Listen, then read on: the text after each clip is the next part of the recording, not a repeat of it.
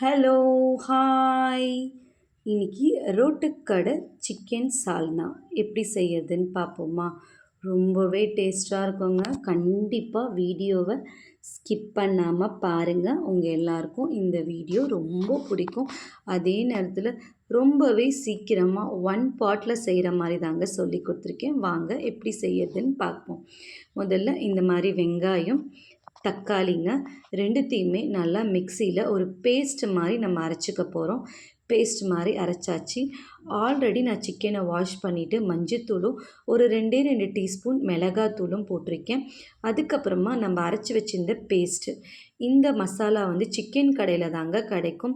இது ரொம்பவே டேஸ்ட்டாக இருக்குங்க இந்த மசாலா. இந்த மசாலா போட்டால் தாங்க ரோட்டுக்கடை சிக்கன் சால்னா மாதிரி இருக்கும். இதில் வேறு எந்த மாற்றினாலும் அந்த டேஸ்ட்டு இருக்காது, வரவும் வராது. இந்த மசாலா போட்டால் மட்டும்தான் டேஸ்ட்டாகவே இருக்கும். அப்படியே இருக்கும் ரோட்டுக்கடை மாதிரி. உங்களுக்கு காரத்துக்கு ஏற்ற மாதிரி இந்த மசாலாவை ஆட் பண்ணிக்கோங்க. அதுக்கப்புறமா அப்படியே அந்த ஜாரை கழுவி நான் ஒரு 1.5 டம்ளர் தண்ணி ஊற்றி வச்சுருவேன். ஏன்னா சிக்கன்லேருந்தும் தண்ணி வரும் இல்லைங்களா, அதுக்காக. கொஞ்சமாக கறிவேப்பிலையும் அதுலேயே ஆட் பண்ணிக்கோங்க. அதுக்கப்புறமா இஞ்சி பூண்டு பேஸ்ட்டையும் ஆட் பண்ணிக்கிறேன். தேவையான அளவு உப்பு, இதுக்கு சால்னாக்கு தேவையான அளவு நம்ம உப்பையும் சேர்த்துப்போங்க. இதுக்கப்புறம் அப்படியே மூடி ஒரே ஒரு விசில் விட்டு இறக்குனா நம்மளோட சிக்கன் சால்னா ரெடிங்க. விசிலுக்காக தான் வெயிட் பண்ண போகிறோம். அவ்வளோதாங்க, நம்ம சிக்கன் சால்னா ஆல்மோஸ்ட் ரெடியாக ஆயிடுச்சுங்க. விசிலும் வந்தாச்சு. ஓப்பன் பண்ணி பார்த்துருவோமா? அதே மாதிரியே இருக்குங்க. கலரு, டேஸ்ட்டு எல்லாமே அப்படியே இருக்கும். அவ்வளோ சூப்பராக இருக்குங்க. இதை ரொம்பவே விரும்பி சாப்பிடுவாங்க எங்கள் பசங்க எல்லாருமே. ஹஸ்பண்ட் கூட சரி, ரொம்பவே பிடிக்கும். ஆனால் இதை கம்மியாக மட்டும் செஞ்சிடாதீங்க. ஏன்னா பத்தவே பத்தாதுங்க. நிறைய செஞ்சால் மட்டும்தான் இது பத்தும். இதில் வந்து நம்ம ஒரு தாளிப்பு கொடுத்துடணும்.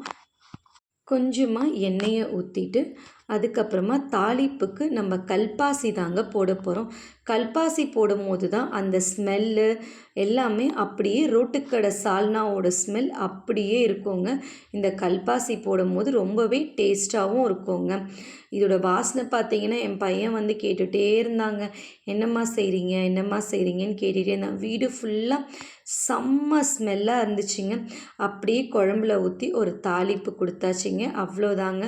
இந்த ஆயில் இப்போ டயட் இருக்கவங்கன்னா இந்த ஆயிலெலாம் எங்களுக்கு வேண்டாங்கன்னா நீங்கள் தாளிக்காமையே சாப்பிடலாம். அப்போவும் அதே டேஸ்ட்டு தாங்க இருக்கும். நல்ல குழம்பு ஒரு கொதி வந்ததும் நம்மளோட சிக்கன் சால்னா ரெடி. என்ன சால்னா? ரொட்டுக்கடை சால்னா. இந்த மாதிரி செஞ்சுட்டு நான் தோசை தாங்க சுட்டேன். நல்ல சுட சுட தோசைக்கு இந்த சிக்கன் சால்னா வச்சு சாப்பிட்டா வேற மாதிரி இருக்குங்க. கண்டிப்பாக ட்ரை பண்ணுங்கள். ட்ரை பண்ணிவிட்டு எப்படி இருந்துச்சுன்னு கமெண்ட்டில் சொல்லுங்கள். இதே மாதிரி ரெசிபிஸ் வேணும்னாலும் கமெண்ட்டில் சொல்லுங்கள். தொடர்ந்து நம்ம சேனலை ஃபாலோ பண்ணிக்கோங்க. பாய். நன்றி.